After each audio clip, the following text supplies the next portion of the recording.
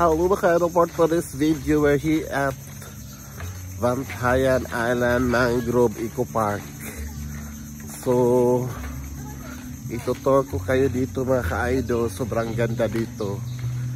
Walang init kasi maraming mangrove na itinanim dito mga ka-idol. So yun yung kasama ko sa likod, si Rona at saka si Mary Quiz.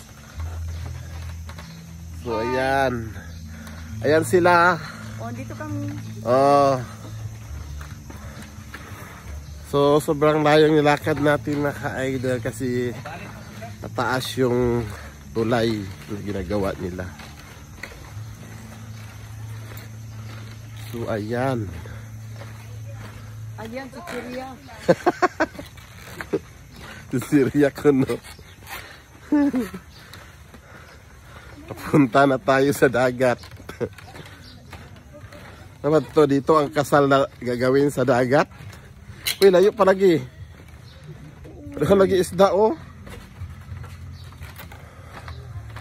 Daming isda sa baba mga ka-idol kasi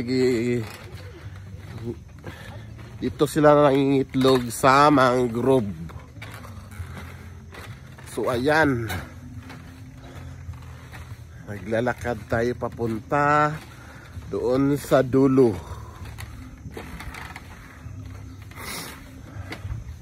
So may stay station dito na mga upuan. Ayan. Tapos sa pinakadulo, sobrang taas pa nito mga ka-idol doon sa dulo. Dito na lang tayo kasi mainit na doon mga ka-idol. So doon sa dulo. Ganda dito mga ka-idol kasi ano, nape-preserve yung mga mangrove na ginagawang mga itlogan ng mga isda. So ayan. Di na kumato sa tumoy.